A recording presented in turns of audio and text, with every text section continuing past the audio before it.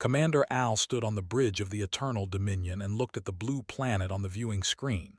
Earth, such a small world, such a young species. He had conquered 17 civilizations across 3 galactic arms, and he knew exactly how this campaign would end. The humans would fight for a few weeks, lose hope, and surrender. They always did. Every species did. He had studied the human transmissions for months before the invasion. He watched their entertainment programs, their news broadcasts, their historical records. What he saw was a species constantly at war with itself. They fought over land. They fought over beliefs. They fought over resources they did not even need. Al found it almost amusing. These creatures had not even united their own planet, and now they would face the might of the collective. "Begin the first bombardment," he ordered calmly. His fleet numbered over 2,000 ships. The humans had perhaps 300 vessels capable of space combat, and most of those were small patrol craft. This would not be a war. This would be an execution. The first strikes hit military bases across the planet's surface. Fire bloomed in dozens of locations. Al watched the destruction with the same interest a scientist might watch an experiment. The humans scrambled their defense forces, sending ships up from the surface in desperate waves. His gunners destroyed them easily. Human pilots died by the hundreds in the first hour alone. A communication signal reached the Eternal Dominion. Al allowed it through. A human female appeared on his screen. She wore a military uniform covered in medals and decorations. Her hair was gray and her face showed the lines of age, but her eyes burned with something Al recognized: defiance. "I am Admiral Laura of the United Earth Defense Coalition," she said. "I am requesting an immediate ceasefire so we can discuss terms." Al tilted his head. "There are no terms to discuss, Admiral. Your planet belongs to the collective now. Your only choice is how many of your people die before you accept this truth." "You don't understand what you're starting," Admiral replied. "We don't want this war, but if you force us into it, you will regret it." Al actually laughed. He had heard such threats before. They had made similar promises before they're burned. The Confederacy had sworn eternal resistance before begging for mercy. Humans were no different. They were simply too primitive to know they were already defeated. "I have conquered species older than your entire civilization," Al said. "I have broken empires that spanned 1,000 worlds. Your planet is one small rock with one small species. You will fall. The only question is whether you fall with dignity or in flames." Admiral stared at him for a long moment. Then she said something strange.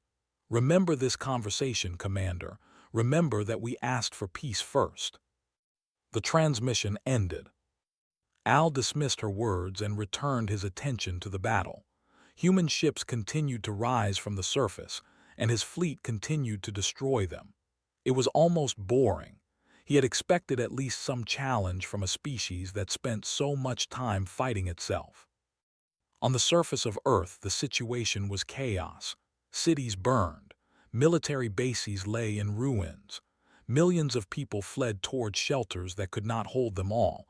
But even in this chaos, something was happening that Al did not see. Humans were not just running. They were organizing.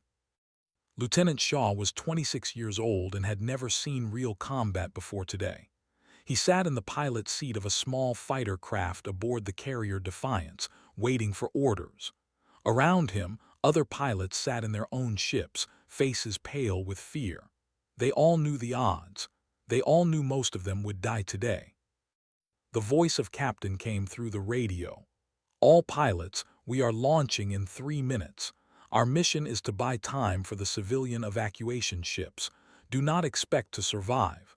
Just give them as much time as you can." His hands shook on the controls. He thought about his mother in Chicago. He thought about his younger sister who had just started college. He thought about all the things he would never do, all the places he would never see. Then he thought about the aliens in orbit, who wanted to enslave his entire species. His hands stopped shaking. "Defiant Squadron launching now," Captain announced. pushed his throttle forward and shot out into space. The fleet filled his viewport like a wall of metal and death. He had never seen so many ships. He had never felt so small. But he flew toward them anyway. Across the solar system, in a bunker buried deep beneath the surface of Mars, a woman named Dr. Maria Vance worked at a computer terminal. She had not slept in 3 days. Around her, a team of scientists and engineers worked with the same desperate energy. They were building something terrible. "How much longer?" asked General, who stood behind her with his arms crossed. "Weeks," Maria replied without looking up. "Maybe months. We were never supposed to actually use this. It was just supposed to be a deterrent." "Well, now we need it," the general said. "Whatever it takes, whatever the cost." Maria's fingers paused on the keyboard. She knew what final light would do if they activated it. She had designed it herself, years ago, during a different crisis. It was meant to be humanity's last resort against itself. A weapon so terrible that no nation would ever dare start a nuclear war if they knew the other side had it. Now they were going to use it against aliens. "God help us," she whispered. Back on the Eternal Dominion, Al recorded his observations in his personal log. Day 1 of the Earth campaign. Initial resistance was minimal and easily crushed. Human military forces are poorly equipped and lack coordination. I estimate full planetary surrender within 2 to 3 weeks. This species shows no signs of being exceptional in any way. They are simply another conquest for the collective.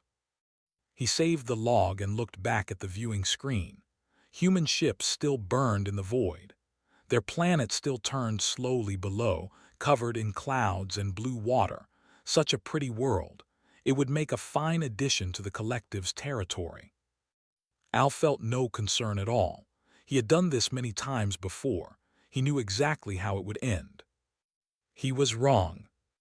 Far below, Admiral stood in her command center and watched the casualty reports scroll across her screen. Thousands dead already. Thousands more dying every hour. Her heart ached with grief, but her mind remained cold and focused. "Send word to all surviving fleet elements," she said quietly. "Fall back to Mars. We need time." "Time for what, Admiral?" asked her aide. Admiral looked at the young man with eyes that held a terrible knowledge. "Time to show them what humanity really is." 3 weeks had passed since the invasion began, and Commander Al was annoyed. The campaign should have been over by now. The humans should have surrendered.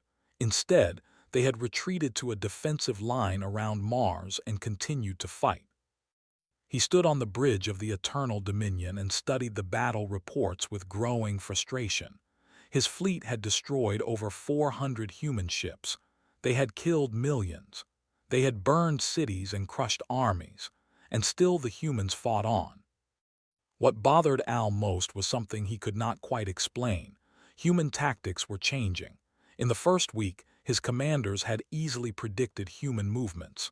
Standard ambush patterns destroyed human squadrons with minimal losses. But now, those same tactics were failing.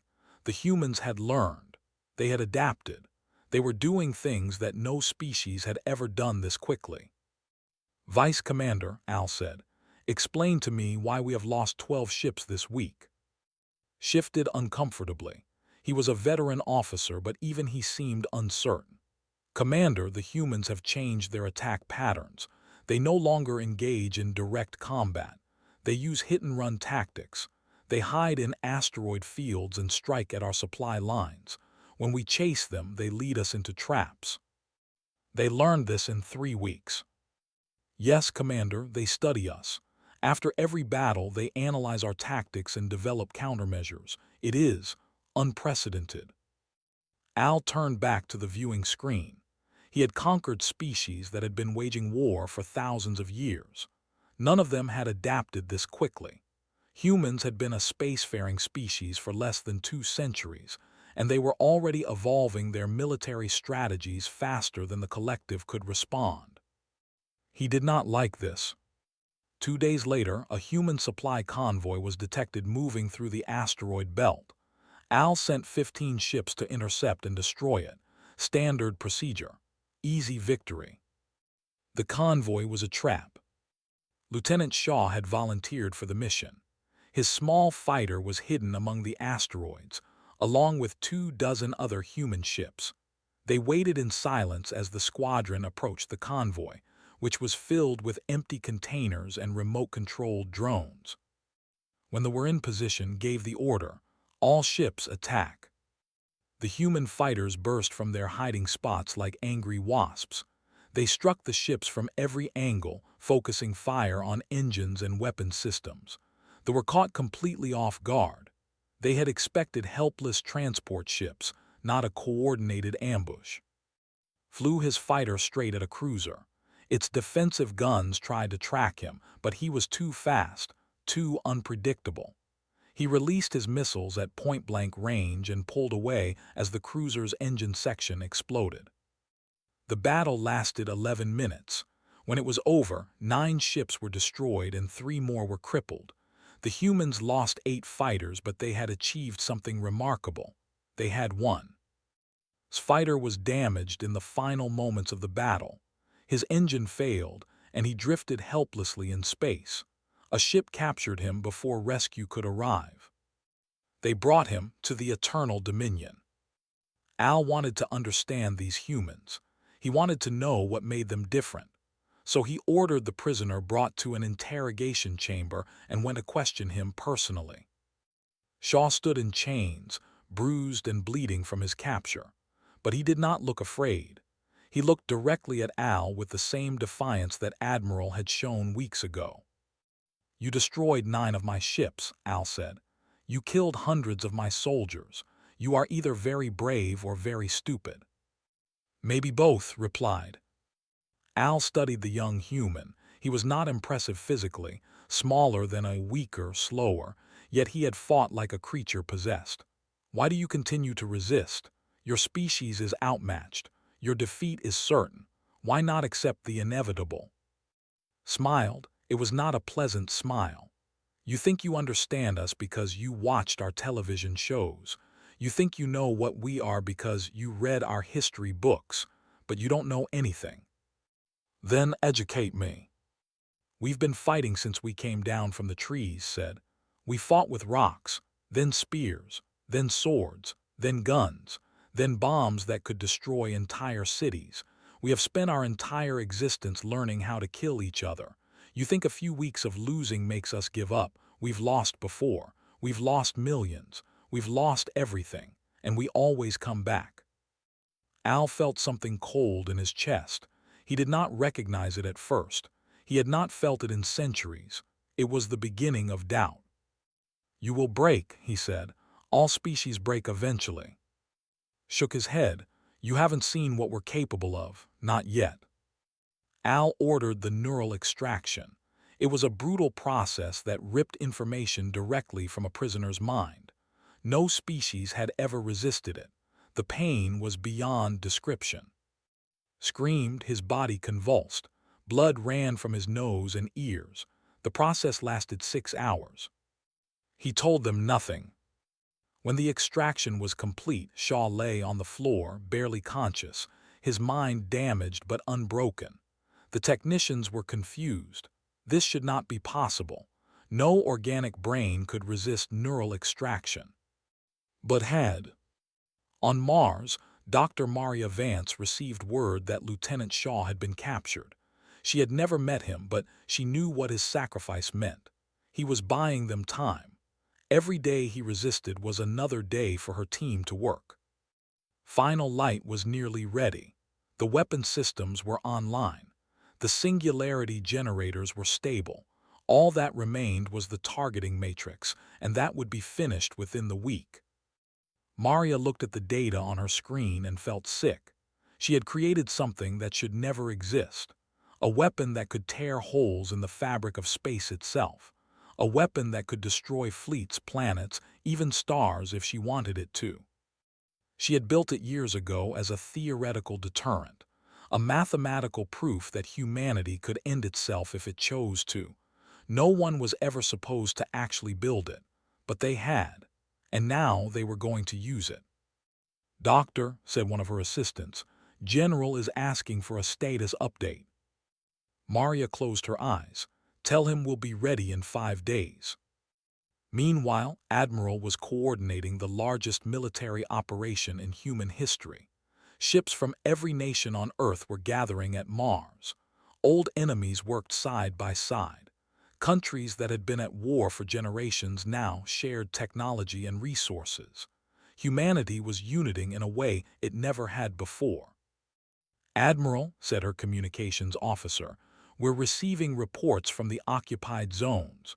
Civilian populations are refusing to cooperate with forces.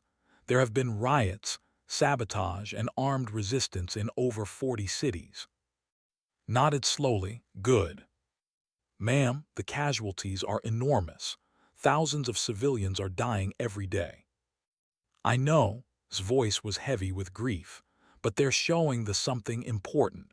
They're showing them that we don't surrender, we don't stop, we keep fighting until there's nothing left to fight with." She turned to face her staff. "And when final light is ready, we're going to show them something else. We're going to show them that there are worse things than war, and humanity built them."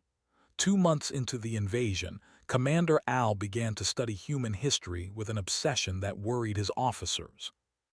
He spent hours in his private quarters, reading accounts of human conflicts, watching recordings of their wars, trying to understand what made this species so different from all the others he had conquered. What he found disturbed him deeply. The humans had a word for a battle where 300 of their warriors stood against an army of thousands. They called it Thermopylae. The 300 died, but they held their position until the end. The humans did not remember this as a defeat. They remembered it as a victory. They had another story from a more recent war.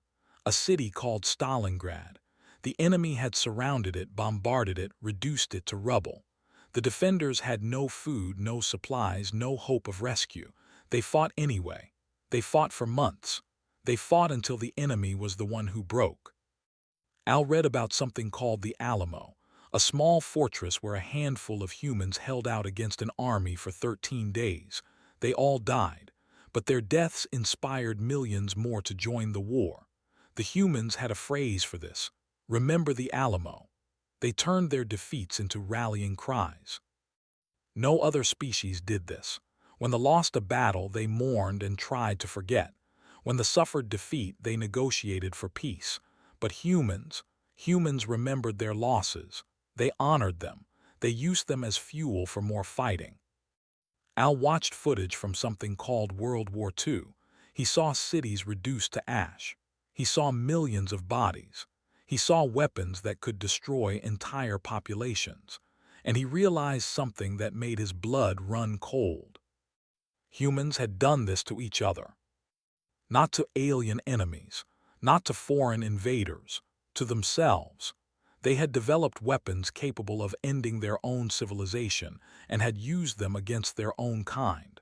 They had stood on the edge of extinction by their own hands.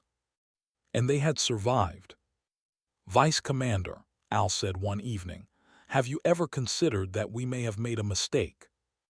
Looked surprised. "Commander, these humans, they are not like other species. They do not fight for survival. They do not fight for territory. They fight because fighting is what they are. It is built into their very nature. With respect, Commander, they are still losing. We have destroyed hundreds of their ships. We have occupied 3 of their major cities. Their defeat is inevitable." Al shook his head slowly. "I have destroyed hundreds of their ships, and for every ship I destroy, 2 more appear. Where are they coming from? We bombed their shipyards. We destroyed their factories. Yet they keep building. They keep fighting. It is as if the more we hurt them, the angrier they become." Reports from the occupied zones confirmed his fears. In the city called New York, civilians had attacked soldiers with kitchen knives and broken bottles. In Moscow, elderly humans had detonated explosives strapped to their own bodies, killing themselves and dozens of. In Tokyo, children threw rocks at armored vehicles. Children throwing rocks at tanks. No species had ever done this. When civilians saw that resistance was futile, they submitted. They cooperated. They survived. But humans refused to accept what was right in front of their eyes. They refused to surrender even when surrender was the only logical choice. Al received a transmission from Admiral. He accepted it, curious about what she would say. Her face appeared on his screen. She looked tired. There were dark circles under her eyes and her uniform was wrinkled, but her voice was steady and strong. "Commander Al," she said, "I am broadcasting this message to all human forces and to your fleet. I want everyone to hear what I have to say." Al waited. "We are not fighting to win," Admiral continued. "We know we cannot defeat your fleet in open combat. We know we are outmatched. We are fighting to show you the cost. Every ship you destroy costs us lives, but it also costs you lives. Every city you occupy costs us people, but it also costs you soldiers. We are willing to pay any price. The question is, are you?" She paused, and when she spoke again, her voice was harder. "You have given us 2 months of war. In that time you have learned something about humanity. You have learned that we do not stop. We do not surrender. We do not accept defeat. Now I am going to teach you something else. I am going to teach you what happens when you push us past our limits." The transmission ended. Al felt the cold feeling in his chest grow stronger. He finally recognized it now. It was fear. On Mars, Dr. Maria Vance completed the final calibrations on Final Light. The weapon system was fully operational. Hundreds of singularity generators were hidden throughout the solar system, buried in asteroids, concealed on moons, floating in the darkness of space. Each one could create a miniature black hole. Together, they could tear reality itself apart. Maria's hands trembled as she ran the final checks. She had never wanted this. She had designed Final Light as a theoretical exercise, a mathematical proof of what was possible. She had shown it to her government during a time when nations were threatening each other with nuclear weapons. She had said, "Look what we could build. Look how terrible it could be. We must never let our conflicts reach this point." They had built it anyway, just in case. And now they were going to use it against aliens who thought humans were primitive. "Dr. Vance," said General, "is it ready?" Maria nodded without speaking. "Good. Admiral wants to give them one final warning. After that, we activate the system."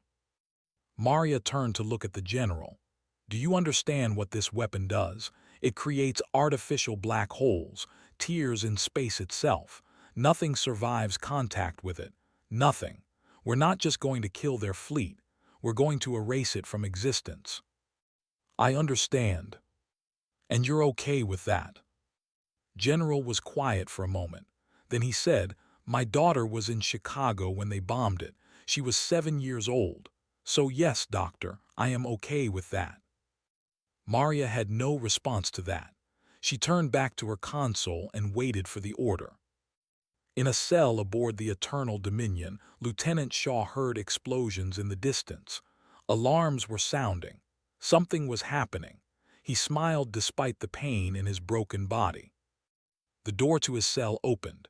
A human face appeared, a woman in combat armor carrying a rifle. "Lieutenant Shaw, I'm Sergeant Martinez. We're getting you out of here." Struggled to his feet. "How?" "Boarding party. 16 ships, 200 Marines. We came for you." "That's insane." Sergeant Martinez grinned. "Yeah, that's kind of our thing." She helped him out of the cell, and together they fought their way through the ship. Killed 6 guards with his bare hands before they reached the extraction shuttle. His body was broken, his mind was damaged, but his will was unbreakable. As the shuttle pulled away from the Eternal Dominion, looked back at the massive alien flagship, he thought about what Admiral had said, about showing them the cost. The cost was about to get much, much higher. Admiral's warning was broadcast across every frequency. It reached every human ship, every occupied city, every refugee hiding in the ruins of Earth. It also reached the entire fleet. "Commander Al," she said, You have 72 hours to withdraw all forces from our solar system. This is not a negotiation. This is not a bluff. This is mercy. You will not receive another offer." Al listened to the message and felt the fear inside him grow. But he was a commander of the collective. He had never retreated. He had never shown weakness. To run from a species as young as humanity would be the greatest shame imaginable. "Ignore the warning," he ordered. "All ships advance on Earth. We end this now." His fleet numbered over 800 ships, down from the original 2,000. Human resistance had cost him more than he ever expected, but 800 warships were still more than enough to destroy what remained of humanity's defenses. The fleet moved forward, leaving Mars behind and approaching Earth. Human ships gathered between the fleet and there. There were perhaps 200 of them, not enough to stop the attack, not even close. Al expected a final desperate battle. He expected the humans to throw themselves against his ships in a suicidal last stand. He prepared his gunners. He positioned his destroyers. He was ready for anything. Except what actually happened. The human ships did not attack. They did not charge forward. They simply stopped and formed a protective shell around Earth. Then they waited. For a moment, Al was confused. Then his sensors detected something strange. Energy readings were appearing across the solar system, not in front of his fleet, behind it, beside it, above and below, everywhere. "What is that?" he demanded. His science officer worked frantically at his console. "Commander, I'm detecting massive energy buildups in over 100 locations. The readings are unlike anything in our database. They appear to be gravitational anomalies." "Gravitational anomalies?" "Yes, Commander, artificial ones. Someone is creating localized gravity wells throughout the system." Al felt his heart stop. "Black holes, they're creating black holes." On Mars, Dr. Maria Vance pressed the activation sequence for final light. Her hands were steady now. All her doubts, all her fears, all her regrets, she pushed them down deep and did what had to be done. "Final light is active," she said quietly. "God forgive us all." Space began to tear. The singularity generators activated simultaneously. Each one created a tiny point of infinite gravity, a miniature black hole, no larger than a marble but with the pulling power of a mountain, and there were over 100 of them. They appeared around the fleet like flowers blooming in the darkness. Commander Al watched in horror as the first ships were caught. A destroyer drifted too close to one of the singularities and was pulled apart. Metal screamed and twisted. Bodies were torn to atoms. The ship stretched like rubber and then vanished into a point of impossible density. Then another ship was caught, and another, and another. The fleet tried to maneuver, but the singularities were everywhere. Ships crashed into each other as they tried to escape. Engines exploded. Hulls cracked. Thousands died in seconds. "Retreat," Al screamed. "All ships retreat." But there was nowhere to retreat to. The singularities had been positioned perfectly. Every escape route was blocked. The fleet was trapped in a cage made of holes in reality. Admiral's voice came through the communication system. It was calm and cold. "You wanted to see what we are. We are the species that created the means to end ourselves and chose not to use it. Until now."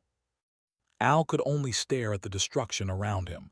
Ships were being swallowed by the dozens. His mighty fleet was being erased from existence, not defeated, not destroyed, erased, as if they had never been. "How," he whispered, "how could they build something like this?" His science officer was weeping. "Commander, these weapons, the energy required, the precision, this technology should not exist. No species should be able to do this." "But they did," Al said. "They did it to themselves. They built these weapons to use against each other." He understood now. He finally understood what humans really were. They were not prey. They were not primitive. They were the most dangerous predators the galaxy had ever seen. and they had been hunting each other for so long that they had become something beyond mere warriors. They had become a species capable of ending everything, including themselves, rather than accepting defeat. The fleet was dying around him.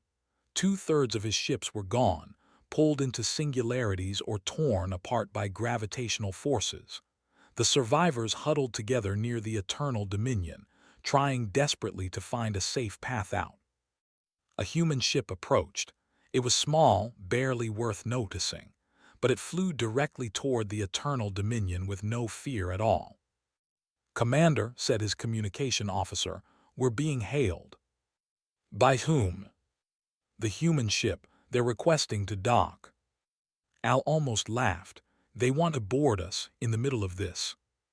"Yes, Commander, they say they have a message for you, in person." Against all logic, against all military doctrine, Al allowed the ship to dock. He wanted to look into the eyes of the humans who had done this. He wanted to understand. Lieutenant Shaw walked onto the bridge of the Eternal Dominion. He was still injured from his captivity. He walked with a limp, and his face was from the neural extraction, but he walked without fear. "Remember me?" he asked. Al nodded slowly. "The prisoner, the one who would not break. I told you that you hadn't seen what we're capable of. Now you have." Around them, the battle continued. More ships were being destroyed every minute. The singularities drifted through space like hungry mouths, consuming everything they touched. "Why did you come here?" Al asked. "To gloat." "No," said, "I came to give you a choice. Admiral wanted you to have one more chance. Pull back your fleet, leave our system, never return, and you can live." "And if we refuse?" Pointed out the viewport at the destruction around them. "Those singularities are just the beginning. We have more, bigger ones, enough to crack you in half. Is that what you want? Is that worth your pride?" Al looked at the young human standing before him. This small, fragile creature who had endured torture without breaking. This representative of a species that had built weapons of cosmic destruction and then had the mercy to offer their enemies a way out. "You could have used these weapons at the beginning," Al said quietly. "You could have destroyed us before we ever reached Earth. Why didn't you?" His expression softened slightly. "Because we hoped we wouldn't have to. Because despite everything, we wanted peace. But you didn't give us that option." On Mars, Dr. Maria Vance watched her screens and wept. The weapon she had created was doing exactly what it was designed to do. It was protecting humanity. It was destroying their enemies. And it was the most terrible thing she had ever witnessed. "Doctor," said General, "the flagship is signaling. They're surrendering." Maria closed her eyes. "Then shut it all down, please." The singularities began to fade, their energy sources deactivated. The surviving ships drifted in the aftermath, surrounded by debris that had once been their fleet. Humanity had won. The cost had been beyond measure. But they had won. Commander Al ordered the retreat. His voice was hollow, empty of the pride that had once filled it. The surviving ships of his fleet, barely 200 out of the original 2,000, turned away from Earth and began the long journey home. He stood on the bridge of the Eternal Dominion and watched the blue planet shrink on his viewing screen. Such a small world, such a young species, and they had nearly destroyed everything he had ever known. "Vice Commander," he said quietly, "begin recording. This will be my final log entry for this campaign." Nodded and activated the recording system. Al took a deep breath. "I have conquered 17 species across 3 galactic arms. I have broken empires and crushed rebellions. I thought I understood war. I was wrong." He paused, gathering his thoughts. Other species fight for territory, for resources, for survival. Their wars have limits. Their violence has boundaries. When they see that they cannot win, they surrender. This is logical. This is reasonable. This is what all rational beings do. Humans are not rational beings. They are something far more dangerous. Al looked at the stars outside his viewport. Somewhere out there, his waited. His people would want to know what had happened. They would want to understand how the mighty collective had been driven away by a species that had only been in space for 200 years. Humans carry within them the capacity for infinite violence, he continued. They have spent their entire existence learning to kill, first each other. Then, when threatened by outsiders, everything else. They do not fight to achieve goals. They fight to ensure that their enemies can never threaten them again. They would rather destroy everything, including themselves, than submit to another species. I have seen the weapons they built, not to use against us, to use against themselves. They stood at the edge of their own extinction and looked into the abyss, and instead of stepping back, they built weapons that could push them over the edge. Then they locked those weapons away and hoped they would never need them. They needed them, and they used them. Al's voice grew heavy with something that might have been respect. They gave us chances to leave. They warned us. They asked for peace. We ignored them because we thought they were weak. We thought their mercy was fear. We were wrong. Their mercy was hope. Hope that they would not have to become what they truly are. We forced them to become it anyway. The recording would be studied by military commanders for generations. But Al did not know that yet. He only knew that he had witnessed something that had changed him forever. I thought I comprehended war, he said quietly. I thought I understood what it meant to fight, to conquer, to dominate. But humans have shown me that I knew nothing. War, to humans, is not a tool of conquest. It is a warning. And their final warning is a promise that they will unmake everything, including themselves, before they submit. He ended the recording. The fleet continued its retreat. Behind them, Earth turned slowly in the light of its sun. The humans watched them go and did not celebrate. There was nothing to celebrate. They had won, but the cost had been too high for joy. Years passed. Al's account of the invasion became the most widely read military document in the collective. Every officer was required to study it. Every strategist was required to understand what had happened. And every leader was required to learn the lesson that Al had learned at such terrible cost. Humanity was classified as a Class 0 species. This was a new designation created specifically for them. It meant, do not contact, do not threaten, do not engage under any circumstances. Other species in the galaxy received the same warning. Stay away from the blue planet. Stay away from the creatures who had learned to tear holes in reality itself. On Earth, the survivors began to rebuild. Cities were reconstructed. Populations slowly recovered. The scars of the invasion would take generations to heal, but humanity had survived worse. They always had. Admiral Laura retired from military service 3 years after the war. She spent the rest of her life advocating for the dismantling of final light. She argued that such weapons should never exist, that the cost of using them was too high, that humanity had to find another way to defend itself. She was unsuccessful. The weapons remained, hidden throughout the solar system, waiting. Humanity had learned that the universe was not safe. They would not make the mistake of being unprepared again. Lieutenant Shaw became an ambassador. He traveled to other worlds, meeting with species who had heard about humanity's terrible victory. He told them the truth about his people, that they wanted peace, that they preferred trade and cooperation to war, that they hoped to never use their weapons again.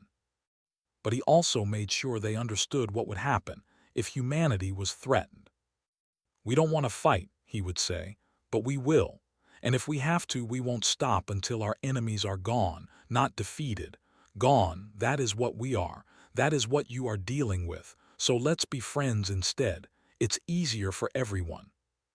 Most species agreed. Those who saw the recordings of the fleet's destruction agreed very quickly. Dr. Maria Vance never spoke publicly about final light. She refused all interviews, all book offers, all requests to discuss her creation. She lived quietly in a small house on the coast of what had once been California. She planted a garden. She read books. She tried to forget. She could not forget. Her last recorded words came in a private message to Admiral, sent shortly before Maria died of old age. The message was simple: "We won. I will never forgive myself." Understood. She had felt the same way for years. Victory had come at a price that would haunt them forever. Al lived for many more years. He never commanded another fleet. He never led another invasion. He spent his remaining life as a teacher, sharing his experiences with young officers who thought they understood war. He would show them the recordings of Final Light. He would show them the human ships holding their position as space itself was torn apart. He would show them the look on Admiral's face as she gave the order to fire. "Look at them," he would say. "Look at what they are willing to do. Look at what they built. Look at what they used. And then tell me if you want to be the species that forces them to use it again." No one ever did. His memoir was published after his death. It became required reading not just but for dozens of species across the galaxy.